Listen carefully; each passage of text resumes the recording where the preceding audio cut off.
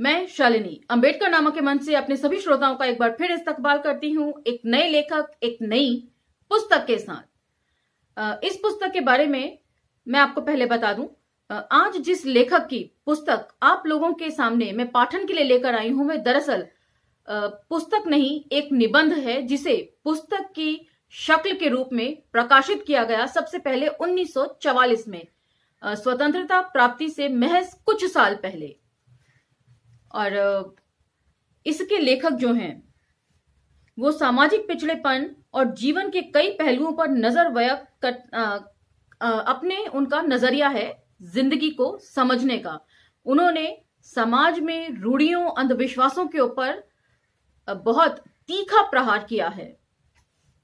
और ये भी बता दूं कि जब मैंने पुस्तक पढ़ी तो साथ साथ मुझे ऐसा लगा कि भगत सिंह भी चल रहे हैं, उनकी वैचारिकी भी साथ साथ इस पुस्तक के चल रही है। जो पुस्तक 1944 में छपी और जो विचार हमारे सामने आए उसके बाद, उससे कहीं पहले 1928 में भगत सिंह इसमें से काफी कुछ इन चीजों को हूबहू बोल चुके हैं। तो चलिए पुस्तक की तरफ बढ़ते हैं। आभासी दुनिया के मेरे दोस्तों, शालिनी बोल रही हूं। जय भीम, हूल जोहार। इस पुस्तक के लेखक को सबसे पहले हमने तुलसीराम जी की मणिकर्णिका आत्मकथा में पढ़ा था, जिसके ऊपर वे सविस्तार चर्चा करते हैं। और तुलसीराम जी इनसे खासे प्रभावित भी थे। और साथ ही उन्होंने ये भी जिक्र किया था कि किस प्रकार इस लेखक ने उनके जीवन में क्रांतिकारी परिवर्तन किया। और हिंदी साहित्य जगत के लोग इन्हें भाषाविद कहते हैं और अपने वैज्ञानिक तर्कवादी दृष्टिकोण के जरिए इन्होंने हिंदी जगत में अपनी एक अनोखी पहचान बनाई। जी हां, मैं बात कर रही हूं महापंडित राहुल सांकृत्यायन जी की। उनकी पुस्तक दिमागी गुलामी, जो इस वक्त मेरे सामने है आप लोगों के सामने पढ़ने के लिए। पुस्तक कुछ यूं दिखती है, दिमागी गुलामी, राहुल सांकृत्यायन, और ये राहुल सांकृत्यायन जी की तस्वीर इस पर है। लेकिन इसका एक और संस्करण मैंने देखा था जिसमें इनकी तस्वीर ना होकर गांधी की तस्वीर बनी हुई है और नीचे बेड़ियों की भी तस्वीर बनी हुई है। तो वो आप नेट पर चेक कर सकते हैं। और पीछे से ये इस प्रकार दिखाई देती है, दिमागी गुलामी। उनका एक छोटा सा कोटेशन है जिसको हम पढ़ेंगे। और पुस्तक जो है वो राहुल फाउंडेशन से छपी है। और यदि आपकी पढ़ने में दिलचस्पी हो तो आप इसे नेट पर सर्च करके मंगवा भी सकते हैं। वैसे मैंने ये हमेशा की तरह अमेज़न से मंगवाई है और इसकी कीमत मात्र 40 रुपए है। तो राहुल जी ने ऐसी बहुत सारी छोटी छोटी पुस्तकें लिखी हैं जो जल्दी से समझ में आ जाए और पढ़ने में जिन्हें कम वक्त लगे। तो इसलिए यदि आपका पढ़ने में रुझान है तो इस पुस्तक को आप मंगवा सकते हैं।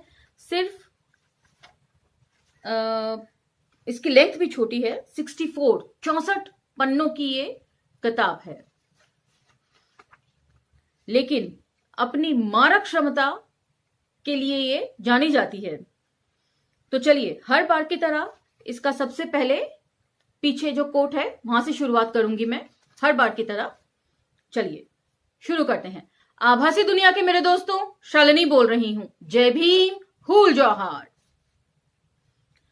हमें अपनी मानसिक दास्ता की बेड़ी की एक एक कड़ी को बेदर्दी के साथ तोड़कर फेंकने के लिए तैयार रहना चाहिए। बाहरी क्रांति से कहीं ज्यादा जरूरी मानसिक क्रांति की है। हमें आगे पीछे, दाएं बाएं दोनों हाथों से नंगी तलवारें नचाते हुए अपनी सभी रूढ़ियों को काट कर आगे बढ़ना होगा। राहुल सांकृत्यायन। ये शब्द मैंने भगत सिंह के राजनीतिक दस्तावेज पुस्तक के पाठन के दौरान भी पढ़े थे और तभी मैंने आपसे कहा था कि ये पुस्तक भी मैं जल्दी पढ़ूंगी, हो सकता है अगली ही हो। तो यहां पर शुरू में एक प्रकाशकीय नोट है जिसे हम पढ़ेंगे और आज इसे ही हम सिर्फ लेंगे। प्रकाशकीय। महापंडित महाविद्रोही राहुल सांकृत्यायन की परंपरा, सतत प्रगति और प्रयोग, यथास्थिति विरोध तथा सामाजिक सांस्कृतिक क्रांति कि अविरल प्रवाह एवं जनता से अटूट जुड़ाव की परंपरा है। बिल्कुल विद्रोही तो थे ही, तभी तो रूढ़ियों पर इन्होंने कुठाराघात किया है। निरंतर गति और सतत प्रगति ही राहुल के जीवन का सार तत्व है। नकारात्मक परंपराओं पर प्रचंड प्रहार और रूढ़ि भंजक राहुल के चिंतन का केंद्र बिंदु है। तर्क और विज्ञान में उनकी अटूट आस्था थी। हर तरह की शिथिलता, गतिरोध, कूपमंडुकता, अंधविश्वास, तर्कहीनता, यथास्थितिवाद, पुनरुत्थानवाद और अंतितोन्मुक्तता के वे कट्टर शत्रु थे। शब्द और कर्म, सिद्धांत और व्यवहार की एकता को वे प्रतिमूर्ति थे वे एक सच्चे और निर्भीक क्रांतिकारी बुद्धिजीवी थे। तो यहां पर भी वे क्रांतिकारी बुद्धिजीवी, और इनका जो लेखन है वो बिल्कुल भगत सिंह के क्रांतिकारी विचारों का ही प्रतिरूप लगता है। जिस प्रकार भगत सिंह सोचते थे कि क्रांतिकारी परिवर्तन जो है वो लोगों को एजुकेट करके लाया जा सकता है, उसी दिशा में राहुल सांकृत्यायन जी की भी ये पुस्तक है। पुस्तक ओरिजिनली 1944 में छपी थी, जैसा मैं जिक्र कर चुकी हूं, लेकिन यही सारी कहानी, यही सारे लेख भगत सिंह ने 1928 में लिखे हैं और कीर्ति पत्रिका से वो छपे भी हैं, अधिकतर लेख उनके। लेकिन क्योंकि भगत सिंह बहुत कच्ची उम्र से लिख रहे हैं, बहुत बच्चे हैं, और 21-22 साल का बच्चा हमारे लिए बच्चा ही होता है, इसीलिए शायद हमारे भी दिमाग में एक मेंटल ब्लॉक है कि इतना छोटा बच्चा इतना परिपक्व कैसे लिख सकता है। तो उनकी ये परिपक्वता जो है, उनकी परिपक्वता के लिए उनकी कच्ची उम्र जो है वो आड़े आ जाती है लेखन के। इसलिए बहुत से लोग भगत सिंह को पढ़ते नहीं है कि इतने छोटे बच्चे की समझ ही क्या हो सकती है। दरअसल समझ हमारी कम है। जो लोगों ने लिखा है उनकी तो समझ हमसे बहुत ज्यादा आगे की रही है हमेशा, और समझ जो है वो उम्र के हिसाब से नहीं होती। संस्कृत का एक दोहा भी था जिसका हिंदी शब्दार्थ मुझे याद है। बाल सफेद हो जाने से कोई बूढ़ा अर्थात समझदार नहीं हो जाता। आजकल का पढ़ा लिखा युवक भी बूढ़ा अर्थात समझदार होता है। तो चलिए बात आगे बढ़ाते हैं। शब्द और कर्म, सिद्धांत और व्यवहार की एकता के वे प्रतिमूर्ति थे। वे एक सच्चे और निर्भीक क्रांतिकारी बुद्धिजीवी थे। भागो नहीं, विद इन ब्रैकेट्स, दुनिया को बदलो। और यही वे पुस्तक थी जो तुलसी राम जी ने, जिसका जिक्र मणिकर्णिका में किया था, और उसी में तुलसी राम जी ये बात लिखते हैं, हमें बताते हैं पाठकों को कि ये पुस्तक पढ़ने के बाद उनके विचारों में क्रांतिकारी परिवर्तन आया था। और उसके बाद राहुल जी को भी उन्होंने सिलसिलेवार पढ़ा। यह उनके जीवन का सूत्र वाक्य था। दार्शनिक, विचारक, इतिहासकार, पुरातत्ववेत्ता, साहित्यकार, भाषा शास्त्री और मार्क्सवाद का प्रचारक होने के साथ ही राहुल एक लोकप्रिय जननेता भी थे। स्वाधीनता आंदोलन और बिहार के किसानों के आंदोलन में उन्होंने प्रत्यक्ष नेतृत्वकारी भूमिका निभाई। पूर्वी उत्तर प्रदेश के आजमगढ़ जिले के पंद्रह गांव लिखा है, मेरे ख्याल से ये 15 होना चाहिए था। 15 गांव में 9 अप्रैल 1893 को जन्मे राहुल का बचपन का नाम केदारनाथ पांडे था। बचपन में ही उन्होंने इस ठहरे रूढ़िवादी और जकड़े समाज से विद्रोह किया और घर छोड़ दिया। सनातनी, हिंदू, आर्य समाजी और बौद्ध भिक्षु के रूप में निरंतर सत्य और मुक्ति मार्ग की खोज में जारी उनकी यात्रा उन्हें मार्क्सवादी विचारधारा तक ले गई। गेरुआ चोला उतारकर उन्होंने मजदूरों, किसानों के लिए लड़ने और उनके दिमागों पर कसी बेड़ियों को तोड़ डालने को अपने जीवन का लक्ष्य बना लिया। अगेन इन सब लोगों ने मार्क्सवादी चिंतन को बहुत तवज्जो दी है। राहुल अनेक भाषाएं जानते थे। इतिहास, दर्शन और भाषा से लेकर दर्जन भर विषयों में किसी भी पहलू पर ऐसे किताबें लिख सकते थे जो उन्हें शोहरत की चोटियों पर पहुंचा सकती थी। लेकिन आरामदेह कमरों और बड़े बड़े पुस्तकालयों में बैठकर भारी भारी पोथियां लिखने की बजाय उन्होंने ऐसा रास्ता चुना जो गांव की धूल और धूप भरी पगडंडियों की ओर जाता था। उसी प्रकार भगत सिंह भी यदि चाहते तो माफीनामा लिखकर जेल से छूट सकते थे। बेशक शर्तों पर होती वे जिंदगी, लेकिन उन्होंने माफीनामा लिखने की बनिस्बत मरना मंजूर किया। जिस समय जरा से इशारे भर से राहुल को कोई भी पद, ओहदा, पुरस्कार मिल सकता था, उस समय वे बिहार और उत्तर प्रदेश के गांव में घूम घूम कर किसान सभा खड़ी करने में जुटे थे।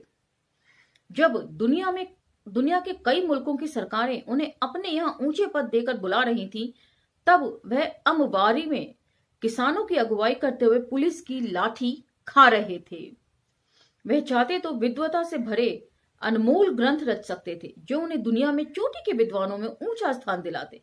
लेकिन मेहनत कर जनों की मुक्ति के विचार को अपना लेने के बाद उन्होंने अपनी अपार प्रतिभा का बड़ा हिस्सा जनता को जगाने के लिए सीधी सरल भाषा में छोटी छोटी पुस्तकें, कहानियां, नाटक आदि लिखने में लगा दिया।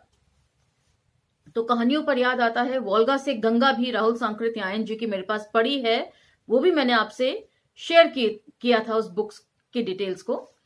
और उसकी पहली कहानी मैंने पढ़ ली है, जिसका जिक्र मणिकर्णिका में तुलसी राम जी ने किया था। कहानी का नाम निशा।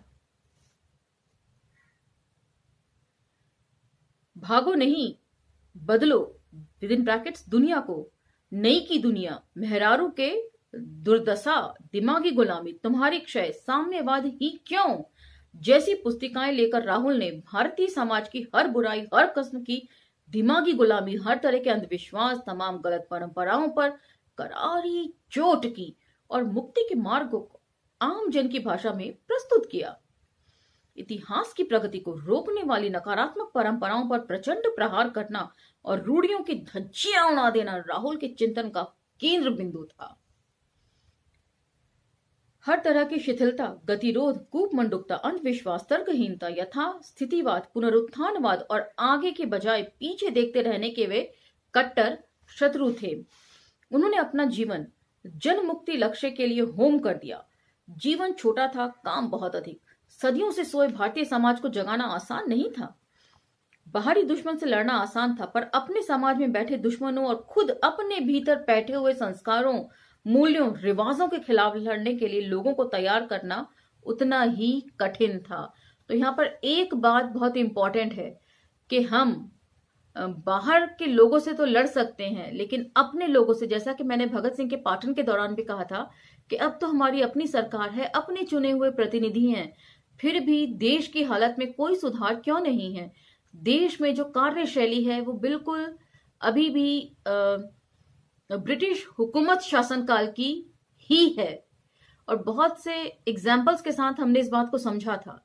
उसी प्रकार रूढ़ियां तोड़ने की जो बात है, ये तब तक नहीं टूट सकती जब तक हम उसके लिए उठकर खड़े नहीं हो जाते, हम अपनी तरफ से कोई प्रयास नहीं करते उसको तोड़ने का। बेशक कितने भी लेखक कितनी भी अच्छी बातें लिख लें, लेकिन उसका असर तभी होगा जब हम अंदर से खुद उठेंगे उस चीज को तोड़ने के लिए, उन बेड़ियों को। और वही बात वे यहां पर बोल रहे हैं। राहुल को सदा एक बेचैनी घिरी रहती, कितना काम पड़ा है, कैसे होगा यह सब।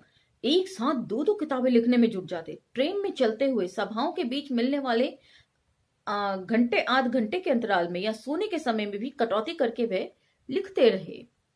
लगातार काम से उनका सुंदर लंबा बलिष्ठ शरीर जर्रर हो गया, पर वे रुके नहीं। आखिरी दिनों में तो वे दर्द से फटते माथे पर कसकर पट्टी बांधकर 3 कमरों में बैठे 3 साथियों को टहल टहल कर एक साथ 3-3 किताबें लिखवाते थे।